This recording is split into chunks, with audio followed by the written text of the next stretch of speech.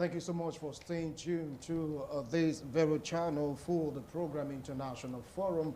I am Wilson Marshall. Well, today is all about the proposed reopening of schools by some countries globally. Denmark, they are on it already. Japan opened, they went back again. When are they going to open again? We do not know. What about the likes of Taiwan? Yes, they have opened their schools. And India also is making a proposal to go back to school. Part of the opinion that if you can really open up the economy, if parents are not at home, who will not take care of the kids, so the best thing for you to do is to open up the schools. And so many persons globally, they have been fighting towards that. India, though there are cases like, are very high, but he's talking about opening up schools. Before we go into the discussion, a brief table, so to speak, of the number of global coronavirus cases. According to Worldometer, coronavirus, 7.2 million infected persons globally. For the number of deaths, 409,292. For recovered cases, we have 3.5 million. For the U.S., it's up in the chart of the country was hit by coronavirus, over 2 million. That is for the U.S. For the number of deaths, over 100,000. Recovered cases, above 700,000. For Denmark, it's like Denmark, they've been able to surmount the virus, so to speak. 11,962 cases of coronavirus. Number of deaths, 593. While the total number of recovered cases is 10,792. It's like they've already taken care of the virus. We go straight down to Japan, 17,141. That is the number of infected cases, 916 deaths, while recovered cases, 15,148. They are almost through with the virus according to these statistics. For India, 267,643 cases for India, while for the number of deaths, 7,481. Recovered cases, 129,366. India is talking about reopening their schools despite the spike in the rate of infection of coronavirus. For Brazil, they are second globally with close to 1 million infections recorded in Brazil, 710,887, while for number of deaths, 37,312. Recovery cases, 325,600. For Russia, they are still being hit by the virus, over 400,000. Spain, over 200,000. And the number just keep on going on and on. But U.S. right now, they're talking about reopening the economy, and we're expecting not more than 300,000 persons to go back to work in New York. If these guys should go back to work, who will be the ones to take care of the home front, especially when you have children at home? Hence, the proposal, reopen the schools, make sure they follow the rules and regulations governing the fight against COVID-19. With this number, 7.2 million globally, is it feasible? Is it advisable? With me here in the studio to talk about this, I have a lecturer, Professor Anthony Ijewere. Prof, welcome to International Forum. It's a pleasure to be here. All right, here we are, the world clamoring to reopen.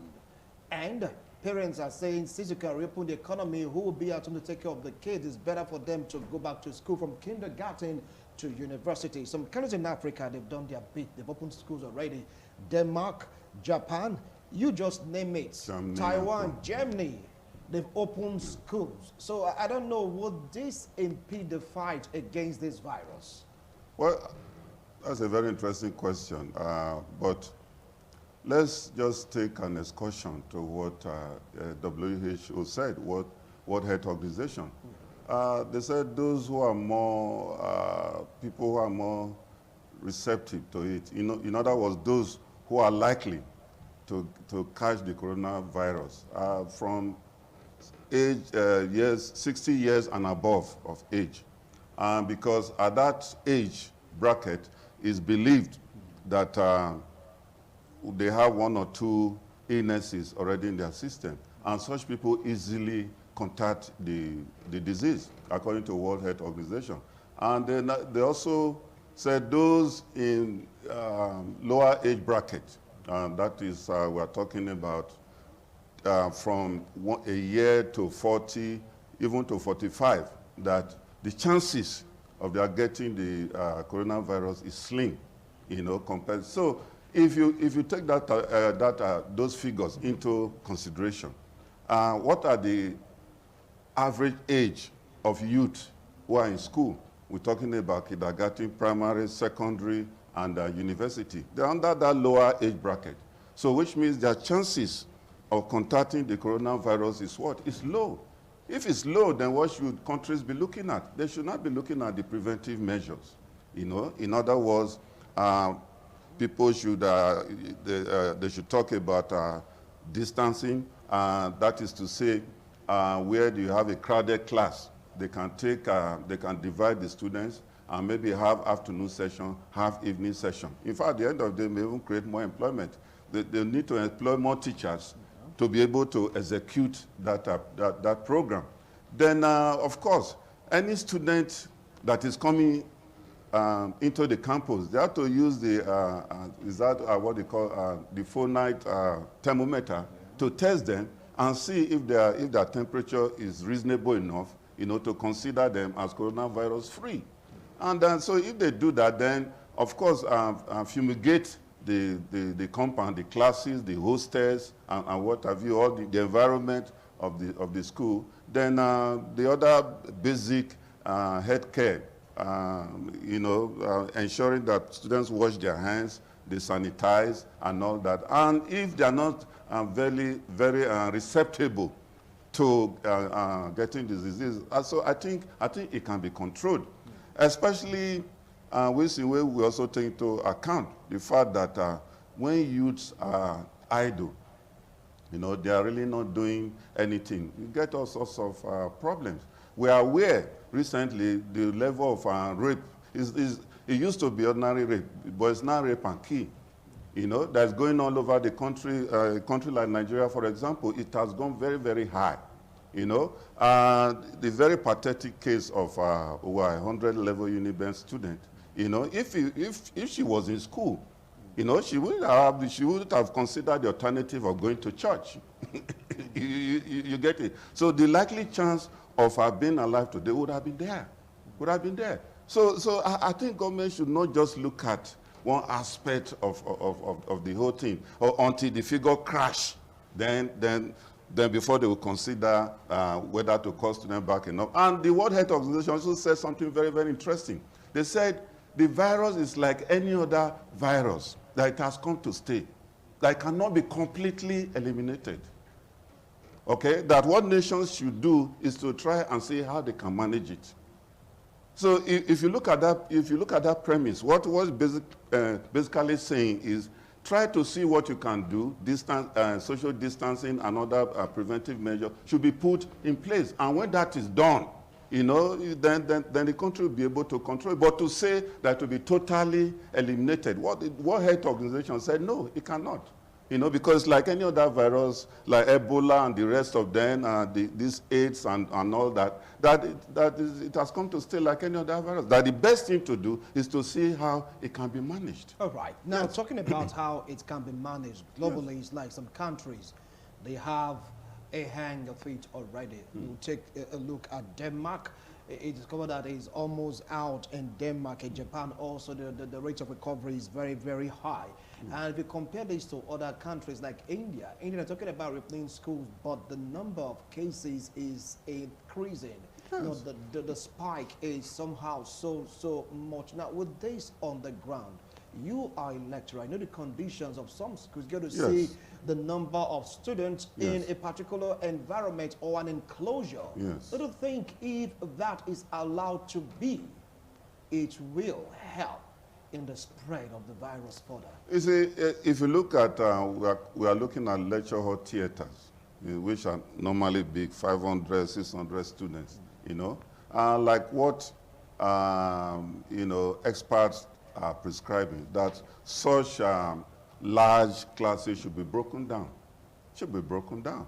And that if they are broken down into morning, afternoon, and perhaps evening section, you know, that will reduce, that will take care of this social distancing. And by implication, the schools can go ahead, especially when studies have also shown that those that easily catch the disease are within the ages of 50 and above. So if our youths are not in that age group, then I think can be controlled, because we are really not seeing cases whereby children are having the coronavirus disease. Well, we are really not seeing children. They are mainly adults, people who have old age and all that and all that. And if you come back to Africa, I think we're a bit lucky. Okay, if you look at the statistics, we're a bit lucky. And like the experts said, the virus cannot thrive in a hot environment like us, you know, and perhaps that is where God is doing his work, you know, but that does not mean it's not there. It is there, but we are saying that we cannot sit back and allow these children to solve. You see, education, children, youth development, you know, it's a sequential thing, you know, and by the time you break it and you overbreak it for so long, whatever they have been taught, you know, they may not be able to recall. So to start all over again, it's like a car that has been parked for so many years, and then you now want to start the car. Of course, it will take time to start. All right, now you talked about employing more hands. Yes. You talked about social distancing. Yes. Take a look at social distancing. It's like the hall or theater hall Yes. are put on ground for lectures to be received. May Yes. not be enough for the students or even pupils to receive lectures. Yes. Depends on the population. I don't think that will be financial intensive, and many countries will not be able to afford it. Well, you see, but the control of the disease, I think many states, many nations are doing everything to manage the situation, because there'll be extra budgetary allocation, you know, to the health sector to take care of this coronavirus. So it is something that is tearing on the faces of nations. So they have no choice. They must look for funds to be able to, you know, execute this project and ensure that more schools are given extra funds to be able to manage the situation, and where possible, employ more people to take care of the situation. You know, because this is something that any nation, any president of a nation does not have a choice. You know, because it's something that has come to stay. So for any nation to think that one day the figures will drop, the experts have said it, World Health Organization, that it has come to stay, that the best any person can do, any nation can do right now is how to manage it. So when you break the classes, I'll be lecturing, there's a way you can break the classes, you know, into segments, you know, so that if it's a class of, for example, 50 students, you can break it into 25 and make sure that they all wear their face mask, you know, and they sanitize. And since they are not too, they are not victim, they are not too much of a victim of coronavirus in view of their age group, then I think the chances of their catching will be. But if we have to wait and say until the figure drop completely, until the graph goes flat, like they usually say, it can never go flat. You know, evidences have shown, because just look at the preventive measures nations have taken so far. Has it made the figures to drop? No, rather it's on the increase. So I think nations should rather concentrate on how do we prevent this thing more, and not by, you see, if you knock down the economy and you prevent people from working, you know, and don't forget that the virus also easily thrives for people whose immune system is very low. So if people are not feeding very well, they're not getting enough money to feed and take care of themselves, their immune system will what? Their immune system will drop. And if their immune system should drop, it means they can easily be victims of coronavirus. So you see, there must be a leverage. There must be that point where you say, look, we cannot continue to lock down the economy because it's having effect on the health of the people. Okay, sometimes you hear about government palliative measures. Has government palliative measure worked? You know, that is why I'm happy with what the state government said, Obaseki, and Governor Obaseki, is that, look, if the state have to go on total lockdown, that a lot of people will suffer. Rather, open the economy a bit and work so hard to ensure that the right thing has to be done, you know, to manage the virus instead of locking down the economy. So I subscribe to that idea. Yes. All right, now you subscribe to the idea of Yes. opening the Yes, the economy. Okay, now, people are like saying that if you open the economy and open up school, is going to like jam-pack the population outside, and that is a fear of so many nations. Japan tried opening schools, but the infection spiked, and they have to close down schools again. Just an incident, one school. Oh, okay, just an incident. Yes, yes, not the entire. According to the it means that school may not have done the correct thing in terms of preventive measures. Now, do you see all countries doing correct things in terms of preventing? Why not? Can you prevent kids from playing? Now, take a look at this school, for instance. Yes. Can you prevent them from coming together, from playing? Yes. Well, contact. Well, yes, to some extent, but also remember that that age bracket, their chances of catching the disease is very low. It's very low. You see, if you look at if you even look at the total knockdown, especially what do you call it, traveling from one state to the other, borders, locking down the borders, are the borders really locked down? Are people not moving through the borders anyhow? How they do it, you and I know. We don't need to be saying it here. How they do it, you and I know. So has the purpose of total lockdown, has that purpose been achieved? The answer is no. So the best, instead of filling some people's pocket and bank account with money, is better you allow people to move, you know. Let them live normal life so that their immune system will be strong. If their immune system is strong, the chances of getting coronavirus will be reduced. All right, now there's this school of thought that if you really want to go into education, the private schools should be opened first before the public schools because of the way they are organized, population. Yes. How do you feel about this? It's a beautiful idea, because if you also look at the population of private schools, they are low compared to public schools, you know. So private school can be used as a test case. You know, because their population is low. The number of students in each classroom is also low. And so they have a better chance of controlling students. Even if you go to secondary school, the same thing, you know, because not everybody can afford the school fees of a private school. Therefore, that goes to account as to why the population is low. But public schools, the population is large because the school fees naturally is cheap compared to a private school. But does it mean the public schools, for example, assuming the government say, okay, private school, go ahead and open, public school, wait until the virus is over. Will the virus be over? So I think they should be putting what you call contingency plans in place to see, like the boss Mustafa said, the chairman of our task force, federal government task force, he said, look, the government is already discussing with universities and the rest, polytechnics, colleges of education, to see how they can organize, you know, if it comes to having classes both morning and afternoon, why not, you know?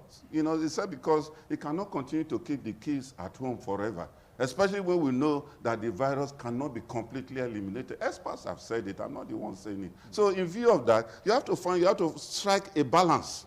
So how can they now strike this balance? Yes, they strike a balance by not allowing the economy to suffer.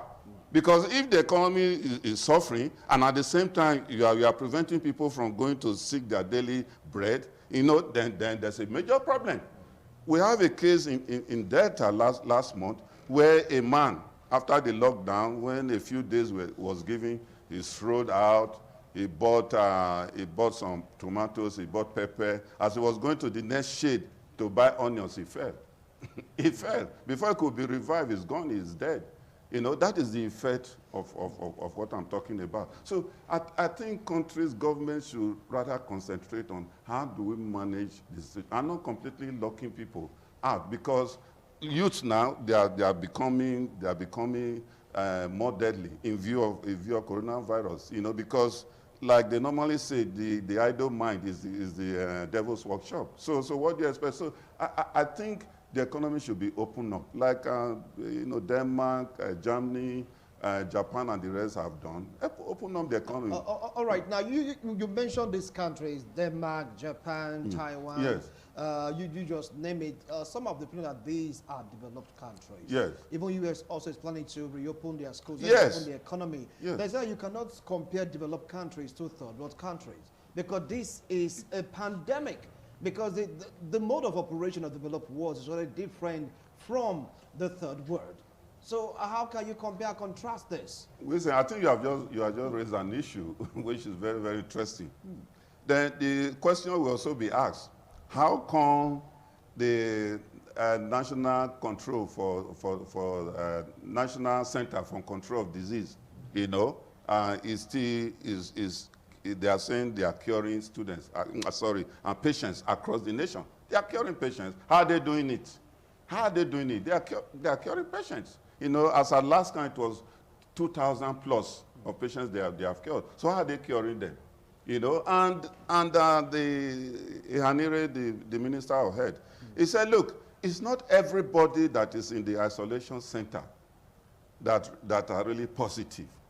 He said, once they notice the sign. Asymptomatic patients, yes, okay? the signs that, oh, it appears the temperature thing, you know, there is high. Therefore, let isolate this person. He said some may eventually manifest.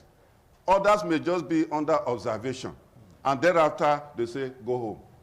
Are you getting it? So by implication, it doesn't mean that all those figures they are churning out are patients or victims who have tested positive. No.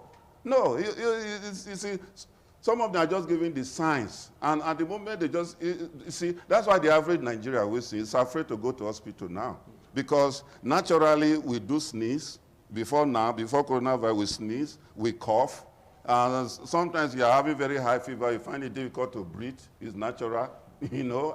And unfortunately, coincidentally, these are also the symptoms of coronavirus. No, well, you're not a medical practitioner, because I come to so many medical practitioners yes. are saying that it's not be a smart move for us to talk about yes. reopening schools for now. We should observe.